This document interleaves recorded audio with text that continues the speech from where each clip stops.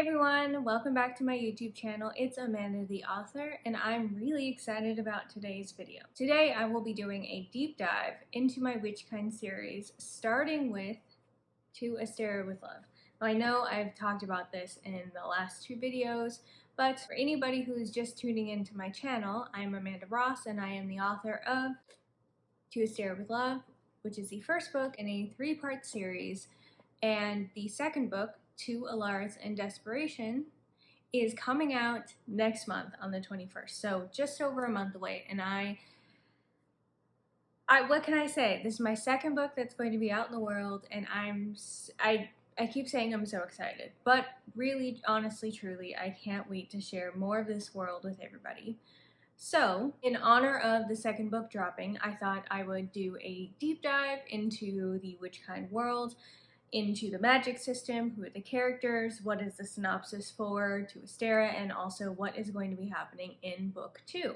So let's get started. Now, what is To Astera with Love about? It's set in 2022, and in this world, vampires and witches have hated each other since time immemorial. And now there's a vampire president. And as such, witches are persecuted. They are losing their jobs, they're losing housing, they have violence committed against them on the regular. So our protagonist is a 21-year-old witch named Mercury Amel, and he's a college student and he just wants to live his life. He just wants to go to school, he wants to work at his father's tattoo parlor, he wants to get burritos and go hang out on Venice Beach with his friends. However, like I said, he's a witch, and he's also black. And those two things mean that his life is infinitely harder in this world. So, after going to a party one evening and making a powerful enemy, Mercury leads his friends across the country. They travel from Los Angeles to Maine, where Astera, an annual gathering of all witchkind, is held. Along the way, they battle vampiric cops, evil witches, aggressive humans, and each other as they fight to make it to safety. And you have to wonder, will they make it in one piece? Or will they fall prey to the laws that could potentially spell their destruction? Now, a question I get asked often is what inspired me to write this. And I will say a number of things. I've always been into fantasy. I've always loved also horror, and vampires have always been my jam.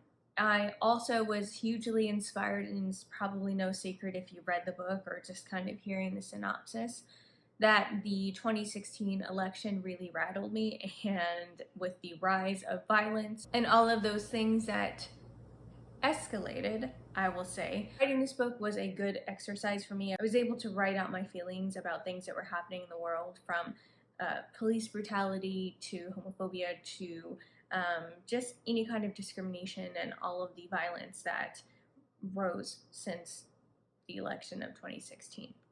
Additionally, I've always wanted to write fantasy, and I knew that I wanted to do some kind of magical element because I love witches and magic just as much as I love vampire stories.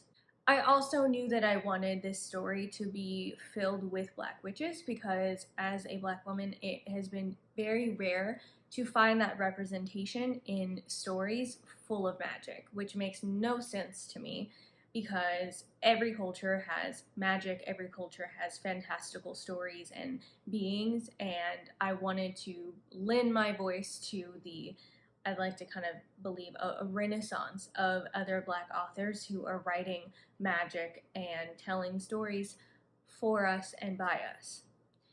So that's kind of the impetus, and I sat down and I wrote the outline for this book in like a day and a half and just started writing. The book has quite a few news articles in it. I think that that's also kind of a fan favorite. A lot of people have told me that they like.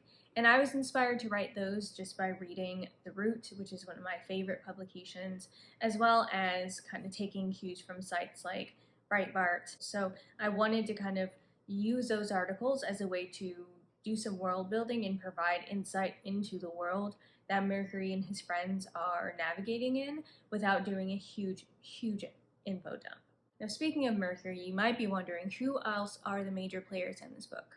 So like I mentioned, Mercury Amel is the main character. He is a college student, he is a aspiring musician, and he's a junior tattoo artist at his father's tattoo parlor called Ironbird. He's obsessed and loves lattes. He loves eating burritos by the beach, and he also is a very fashionable person. Additionally, he's also somebody who struggles with anxiety. He kind of has younger sibling syndrome, which I can totally relate to, and he kind of feels like he's in the shadow of his relatives. His brother Troyan is older than him by about 10 years and is essentially kind of the golden child. Troyan is extremely smart, he's extremely knowledgeable, he's a wonderful tattoo artist, and he also is extremely self-possessed, and Mercury does not have that trait and is really envious of it. Mercury's father, Atlas, like I mentioned, owns a tattoo parlor, and he is also somebody who's very self-possessed. He knows exactly who he is.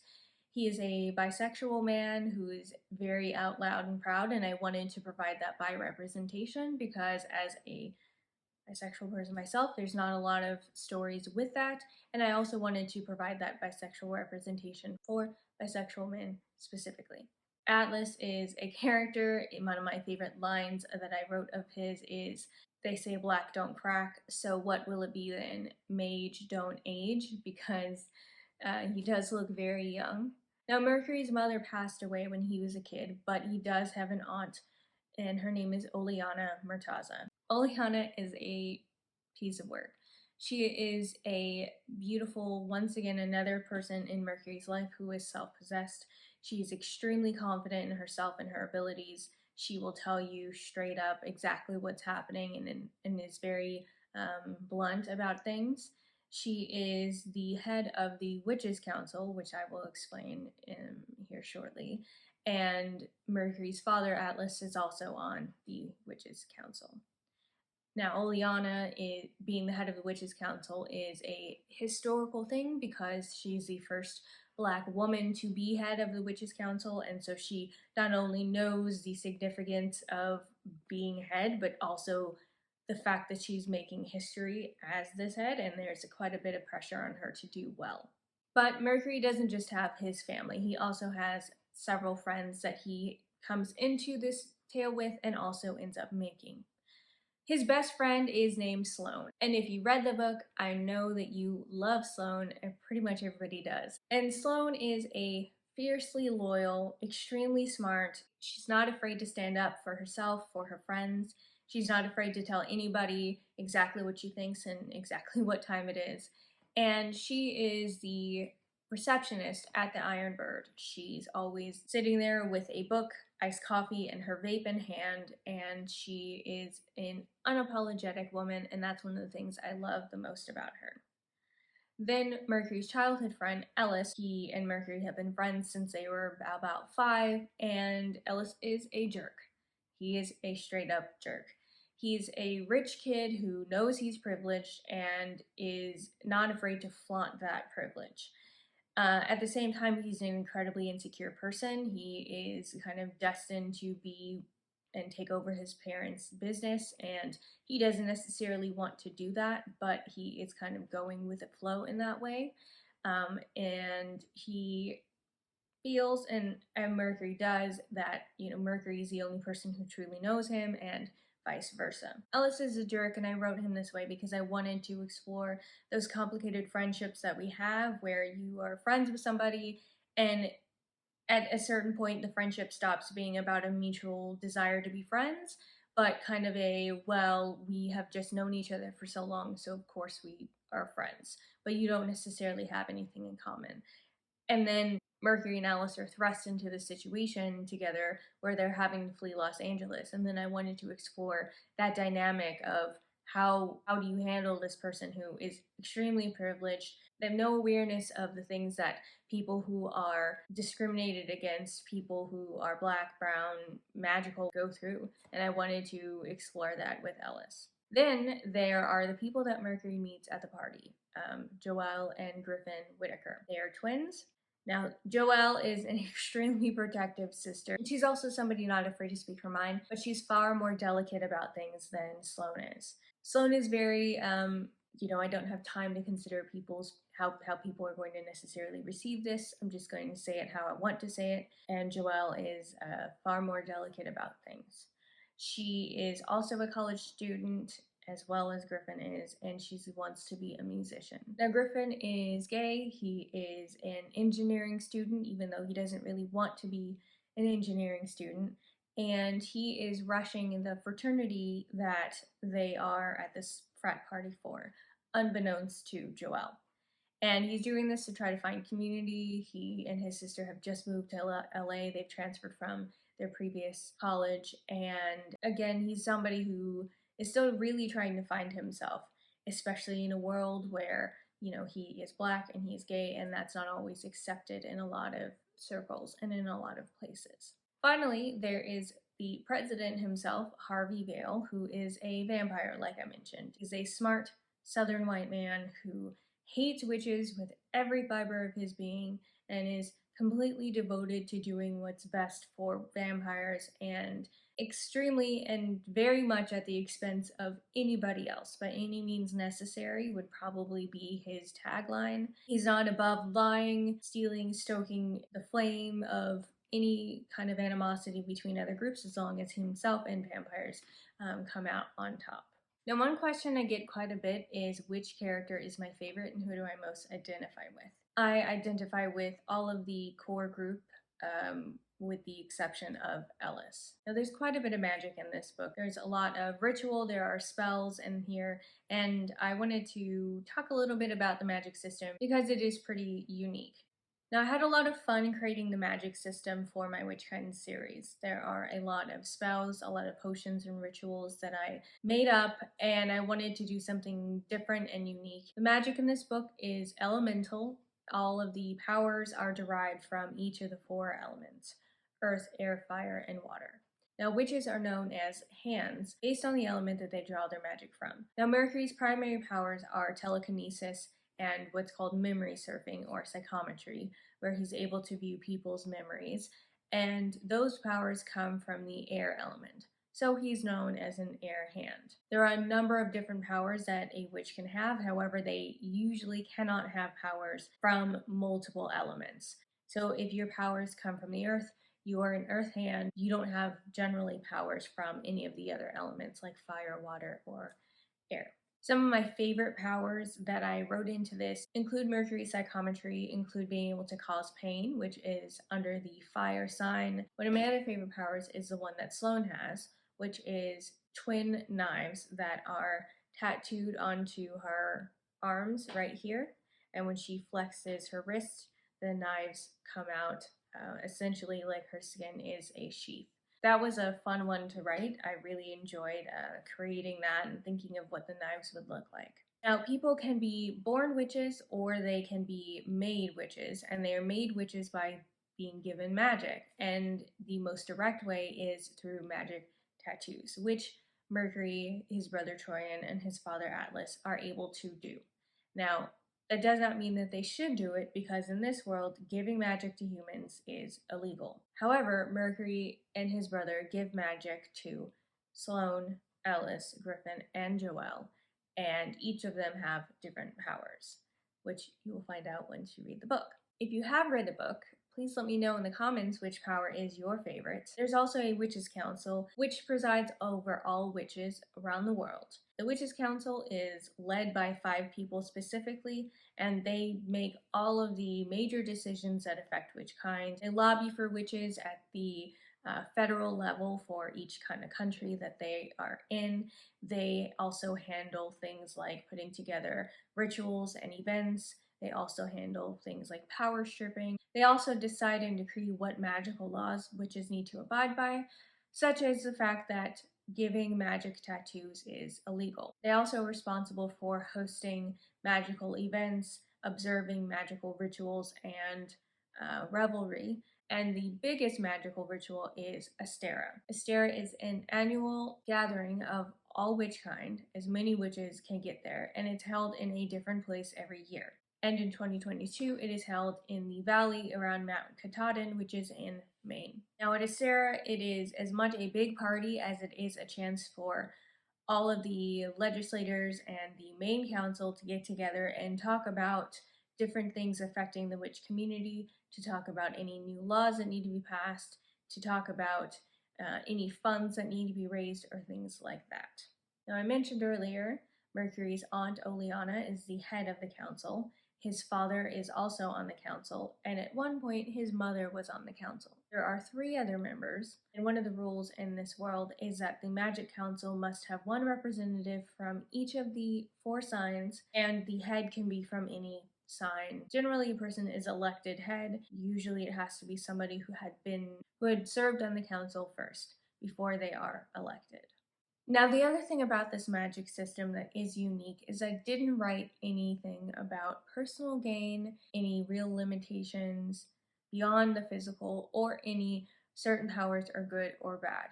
In this book, magic is all about intention, and if you are intending to harm somebody, then your magic is evil. If you are not, then your magic is not. I never liked the binary of certain powers and certain rituals and things being light magic and others being dark magic. So I wanted to do something different with this book. There is a vampire president, and he is out and proud as a vampire. Many vampires similar to True Blood have come out of the coffin in this book, including a number of celebrities, police officers. That was pretty fun to write. I was inspired by True Blood in that aspect, but I wanted to see what it would be like to have a supernatural creature be the most powerful person in the world, essentially. Now, you're probably wondering, why do witches and vampires hate each other? Here it is, the never before told origin of the vampire and witch feud of my Witchkind series. So settle in for a brief bit of story time. Long ago, there were 2 sisters, Amasis and Khepri. Amasis and Khepri both had powers. Khepri was given the power to give life, and Amasis the power to take it. Khepri's powers began to increase, and Amasis got jealous. Amasis wanted praise. She wanted to live in the light of the praise and of people glorifying her. So one day she comes across a snake. She took it and hid it in her clothes, and then hid it in Khepri's bed. When Khepri went home and went to bed that night, she was bitten by the snake and nearly died. After it was discovered that Amasis was the culprit, her father then turned Amasis into a vampire. Because she had used fangs to spread poison to her sister, now Amasis would have fangs to spread the poison of vampirism. She was also punished for her greed, so normal food and drink would never satisfy her. She would only have a lust for blood, the life force that she had tried to take away. Amasis was banished from their village, and for a brief time there was peace. But throughout the ages, vampires and witches clashed. Vampires were told that Amasis was falsely accused, and that it was in fact Khepri who staged the whole thing to frame her sister, who was trying to caution Khepri against using her magic for personal gain, back when that was believed to be a thing. And with the rise of religions like Christianity, which specifically calls out witchcraft and says that witches are evil, vampires were able to point the finger at witches and say, hey look, they are evil, I am not, and they should be persecuted. Now, at some point I planned to turn this into a short story, but I wanted to share the origin of the vampire and witch feud with you to give a little bit more context into the Witchkind world. And now it's time to talk about book 2, which is To Ilaris and Desperation. Now, like To Astera with Love, Ilaris is a big witch holiday. It's a huge event that happens in the summer, and it's a big, huge party. As you can no doubt gather from the title, the characters in this book are basically barely getting to Ilaris. There's a lot more fight that goes on in book 2. Now, if you have not read To Astera with Love, I would probably skip this part because I'm going to read the synopsis for the second book, and there will be spoilers from the first book. Here it is, the synopsis for To Ilaris and Desperation. Astera is over. Mercury still has his life and his powers, but he's far from safe. Violence against witches continues. Witches must now wear dog tags identifying themselves as witches, and practicing magic in public is now illegal. Then there's Kinheld, a plot of land that the Witches' Council plans to develop in their own image. And though some witches see Kin held as a safe haven, Mercury knows that this separate but equal treatment won't benefit anyone. So he takes his concerns to the streets, leading a series of protests across Los Angeles. But just as the movement gains recognition, Mercury's world is turned upside down after receiving a powerful threat. As he struggles to do the right thing, Mercury learns a shocking truth that could change everything. Can he rise up and fight, or will the political machinations of witches and vampires stop the movement for good? Now, what can you expect from To Astera and Desperation? Well, you can expect a whole lot of magic. This book, I would say, has a lot more magic than the first book. There are more rituals, more spells, there are even potions, which was a lot of fun coming up with and concocting. Now, there are still vampires and vampire villains, and President Harveyville does make an appearance again in this book. Oleana is in this book far more, so fans of hers will enjoy seeing her and reading more about her journey and the things that she is up to in this book. There are still more news articles that kind of are interspersed throughout the chapters. Sloane is still there fighting and being the loyal, scrappy woman that she always is, always having Mercury's back. The group is still there, and you'll find out what happens with Mercury and Joelle's relationship. You'll get a lot more insight into Mercury's relationship with his father Atlas, what happened to the Iron Bird after the events of Book 1, and you'll meet a new character named Valeria Lefebvre. She's a certified hot girl, a journalist, and a water hand. Book 2 comes out in just over a month on September 21st. So if you haven't pre-ordered your copy yet, you can do that now. You can pre-order your ebook copy, but I know you're probably waiting for the print copy just because the cover is so beautiful. And that will be out on September 21st. Thank you all for hanging out with me and learning a little bit more about Witchkind and To Astera with Love and To Ilaris in Desperation. I hope you enjoyed learning more about this world because I had such a fun time and am still having a fun time creating it and developing Mercury and his journey and all of the other characters and developing this world more. If you've read To Astera with Love, I'd love to hear from you in the comments. I'd love to hear which power you like, which character you identify with, or which character is your favorite, or which one was your least favorite.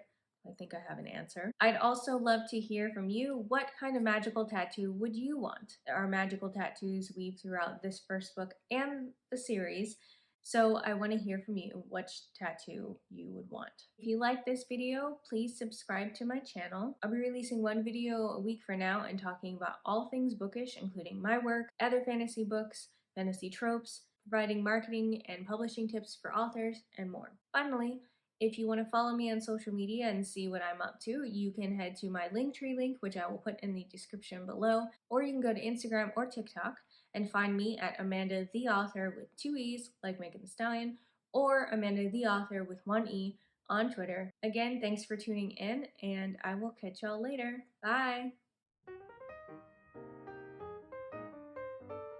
Hey friends! Welcome back to another video on Hey everyone, it's Amanda the Author. Welcome back to another video on my YouTube channel. Welcome back, it's Amanda the Author, and I'm excited. In this world, it's set in 2022, witches are real, and drugs are also legal, and chase girls as not every.